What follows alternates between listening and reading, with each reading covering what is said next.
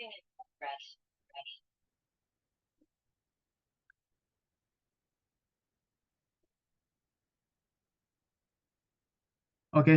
selamat malam Pak Krisna Juliarta. Coba jauhin dikit. Oke, selamat malam Pak Krisna Juliarta. Perkenalkan saya Gede Krisna Budi Pratama dengan NIM 22010220. Saya akan menjelaskan tentang disaster recovery plan. Oke, pendahuluan di mana pertama dalam era digital terus berkembang, perusahaan harus menghadapi berbagai tantangan termasuk potensi ancaman bencana alam, bencana yang dapat mengganggu operasional bisnis. Di mana ini bisa berupa gempa bumi, banjir, atau badai, hingga sampai buatan manusia sendiri itu dari cyber atau kegagalan perangkat atau kesalahan dari manusia itu sendiri. Nah, untuk mengatasi risiko ini dan memastikan keberlangsungan operasional perusahaan IT perlu memiliki disaster recovery plan yang komprehensif dan efektif. Nah, sebelumnya saya akan menjelaskan tentang fungsi dari DRP itu sendiri, Disaster Recovery Plan, di mana pertama, melindungi data dan sistem. Nah, DRP ini bertujuan untuk memastikan bahwa data dan sistem kritis perusahaan dapat dipulihkan dengan cepat dan efisien setelah terjadinya bencana. Jadi, setelah ada bencana ataupun dari cyber yang sudah menimpa dari perusahaan, kita bisa secepatnya kembali ke titik di mana operasional bisnis itu tetap bisa berjalan. Nah, yang kedua, meminimalkan waktu henti. Nah, DRP ini meminimalkan waktu downtime operasional sehingga perusahaan dapat kembali secara secepat mungkin. Nah, habis itu di ketiga itu mengurangi kerugian finansial dengan memastikan keberlangsungan operasional dan meminimalkan waktu henti. Dan DRP ini dapat mengurangi kerugian finansial yang mungkin dapat timbul akibat bencana. Nah, karena dari operasional kan bakal terus berjalan.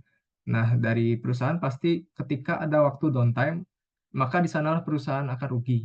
Nah, jadi DRP ini akan berfungsi sebagai mempercepat waktu pemulihan recovery supaya eh, usaha atau bisnis itu bisa apa namanya running secepat-cepatnya. Nah, setelah itu juga menjaga reputasi perusahaan. Nah, eh, kebayang nggak sih kok misalnya kok dari perusahaan IT tiba-tiba kena bencana alam atau misalnya server lagi rusak gitu, dirusak oleh cyber. Nah, tentunya kan kita akan kehilangan reputasi dan klien-klien kita akan pergi dari usaha kita. Nah, jadi DRP ini sangat berfungsi banget untuk dari menjaga reputasi dari perusahaan. Nah, tujuan utama eh, yang pasti dari memastikan kelangsungan operasional bisnis agar secepatnya terrecovery. Nah, yang pertama itu ada beberapa caranya. Yang pertama mengidentifikasi, mengimplementasi dan menguji prosedur yang perlu untuk memulihkan sistem dan data perusahaan. Jadi kita harus identifikasi dulu apa-apa aja yang kira-kira kalau misalnya ada bencana alam atau misalnya apa namanya, kalau misalnya dari cyber. Nah, itu harus di list apa aja apa namanya? Identifikasi dulu apa namanya? List dari apa-apa saja yang perlu apa namanya? Di backup kayak gitu. Nah, setelah itu ada menyediakan panduan dan instruksi yang jelas bagi karyawan selama dan setelah bencana terjadi. Nah, tadi kan baru sampai identifikasi masalahnya ya. Nah, kalau udah misalnya kita juga harus mikir nih setelah misalnya bencana atau cyber itu terjadi, apa yang harus dilakukan oleh karyawan untuk apa namanya secepat-cepatnya untuk merecovery itu. Jadi supaya karyawan itu bisa bergerak dan tahu stepnya sewaktu telah terjadi bencana seperti apa. Karena kan ketika bencana alam pasti kita kan udah pasti panik gitu kan ya. Dan kalau misal dari cyber dan server down, kita nggak tahu nih apa namanya pasti bakalan pikir cepat tuh gitu. Jadi kalau misalnya dari DRP ini bisa membaca fokus kita lebih cepat dan apa namanya lebih optimal. Dan juga yang ketiga itu mengurangi risiko gangguan operasional dengan melakukan analisis risiko dan menerapkan langkah-langkah mitigasi yang sesuai.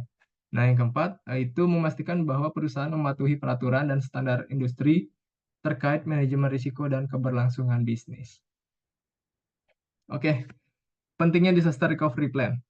Nah, itu ketergantungan pada sistem IT. Nah, perusahaan IT itu kan pasti memang bergantung banget sama server, sama apa namanya, sama hard disk, sama penyimpanan gitu kan ya.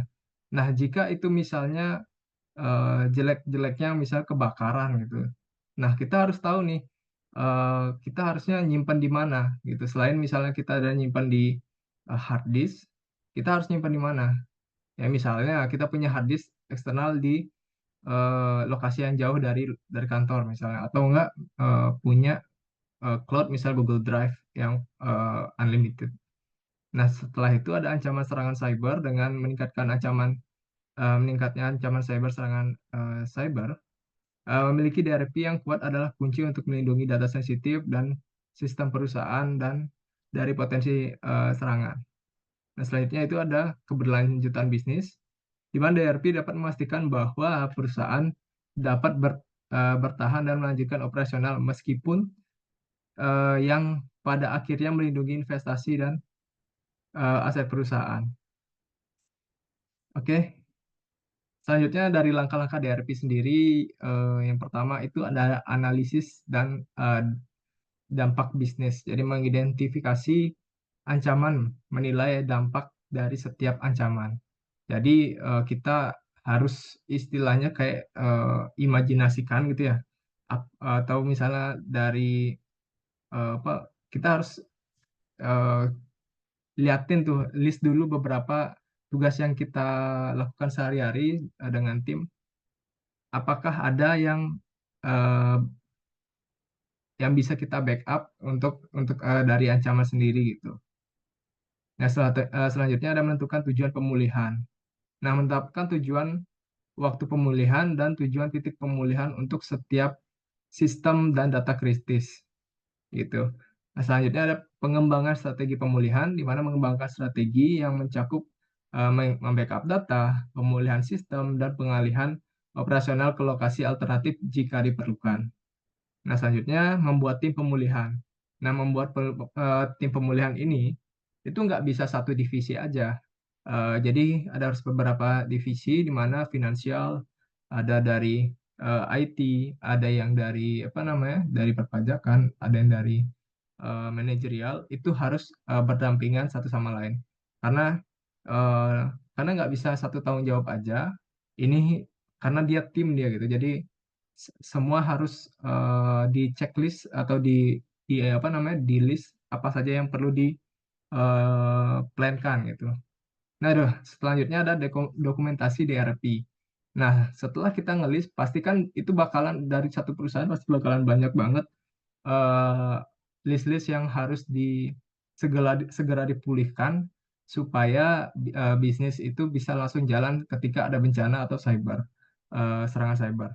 Nah, jangan lupa didokumentasikan seluruh bencana itu apa namanya, list-list dari seluruh dokumen supaya kita bisa cepat nyarinya, apa namanya, kita buatin file khusus gitu ya supaya nggak salah salah naruh gitu atau kelupaan, karena kan kita kan nggak tahu kapan terjadinya bencana bencana atau serangan cyber itu sendiri. Nah, selanjutnya itu yang terakhir, uji coba dan evaluasi, di mana melakukan uji coba DRP secara berkala untuk memastikan efektivitas dan melakukan evaluasi serta perbaikan jika diperlukan. Oke, selanjutnya ada jenisnya DRP, di mana itu pertama itu Virtualized Disaster Recovery Plan, di mana DRP ini memanfaatkan metode virtualisasi dalam melakukan backup dan recovery data. Prosesnya lebih sederhana dan cepat, sehingga tindakan penanggulangan data ini bisa dilakukan. Adapun Anda pun tidak harus melakukan menggunakan server fisik karena virtualized DRP dilengkapi dengan instance virtual machine gitu ya. Jadi kayak seperti di contohnya. Selanjutnya ada network disaster recovery plan, di mana network DRP ini berfokus pada pemulihan jaringan suatu perusahaan berdasarkan beberapa pertimbangan. Adapun pertimbangan yang mencakup ukuran data yang tersimpan dalam jaringan, performa sumber daya manusia, dan networking. Anda perlu membuat prosedur yang lebih rinci apabila ini menggunakan network DRP. Selanjutnya ada data center DRP. Ini merupakan rencana penanggulangan yang berfokus pada infrastruktur fasilitas pusat data. Anda harus menganalisis beberapa komponen utama yang terdiri dari lokasi, sistem keamanan, gedung, perlindungan daya, dan ruang kantor. Nah, jadi istilahnya data-data yang ada di kantor itu bisa dipindahkan ke satu lokasi yang kira-kira aman untuk apa namanya disimpan gitu. Karena kalau di Jakarta atau di wilayah Jawa itu ada data center yang bisa kita simpan datanya. Selanjutnya ada Cloud Disaster Recovery Plan. Terakhir ada Cloud DRP yang menggunakan cloud storage untuk backup data jenis inilah yang banyak diminati oleh perusahaan masa kini. Yang biasanya pakai Google Cloud atau misalnya beberapa cloud server yang lain. Seperti itu. Oke, mungkin dari saya itu aja untuk terkait disaster recovery plan. Terima kasih.